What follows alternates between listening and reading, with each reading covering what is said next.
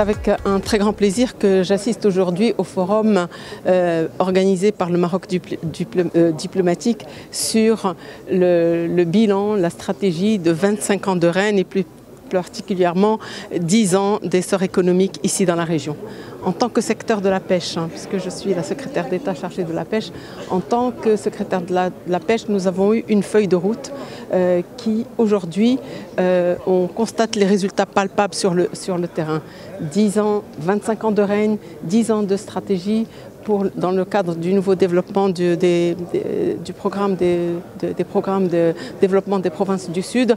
Les résultats sont là et on constate avec satisfaction que sur le terrain, nous avons constaté, pas plus tard qu'hier, j'ai inauguré une conserverie ici à Dakhla.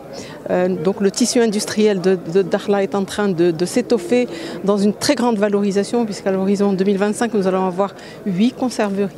Nous avons un tissu industriel, je parle de l'industrie à terre, à peu près 178 unités de traitement, congélation et industrie.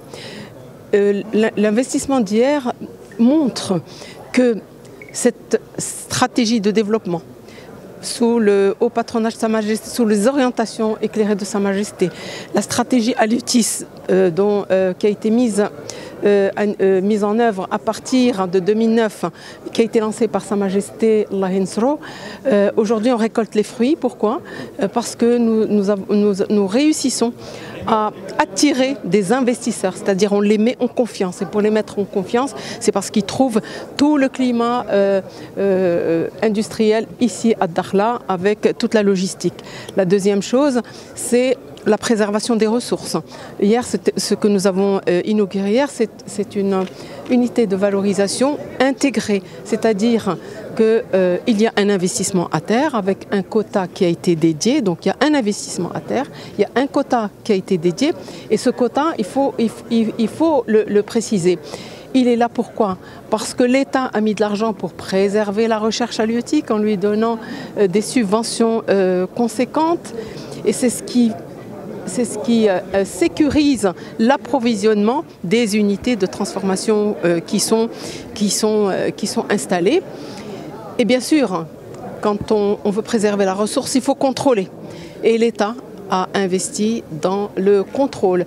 Tout navire, il faut qu'on le sache et qu'on le répète, tout navire qui pêche dans les eaux marocaines, qu'il soit pavillon marocain ou étranger, il ne peut pêcher dans les eaux que s'il est suivi par un système qu'on appelle le VMS, c'est-à-dire il a un appareil à bord qui est suivi par des centres de contrôle que nous partageons avec d'autres parties responsables du contrôle. Donc tout ceci montre que l'investissement à terre, il ne faut pas oublier que l'investissement à terre qui est fait, il dépend d'une ressource biologique. Donc c'est une ressource biologique qui n'est pas stable et donc il faut un suivi régulier et c'est ce que nous avons réussi à faire grâce à la recherche, au développement, à la gestion durable, les plans d'aménagement, le contrôle. Autre politique, aujourd'hui, vous voyez à Dakhla, durant les 10 dernières années, est en train de s'ériger en premier pôle aquacole. Avant, nous n'avions pas d'aquaculture au Maroc. Aujourd'hui, nous avons une agence dédiée à l'aquaculture. Nous avons fait les recherches nécessaires pour avoir des plans d'aménagement aquacole.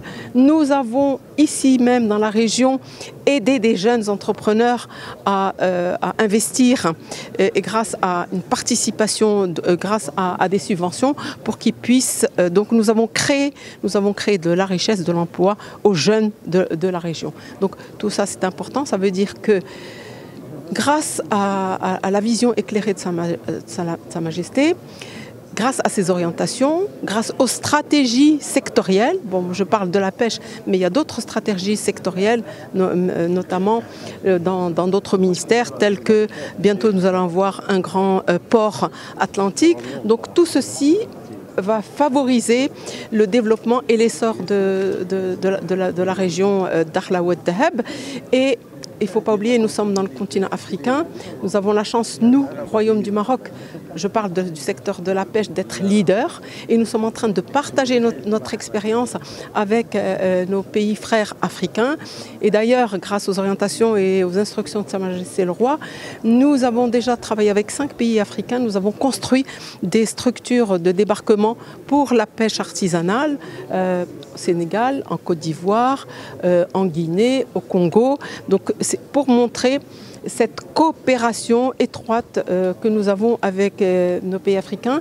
Et grâce à cette ouverture de l'Atlantique, je suis sûre que nous allons aller plus loin. Pourquoi? Parce que ça va nous permettre, grâce au secteur de la pêche, d'aller encore plus loin, puisque nous allons avoir toute une stratégie gouvernementale pour pouvoir rehausser notre positionnement et surtout le positionnement de nos régions du Sud.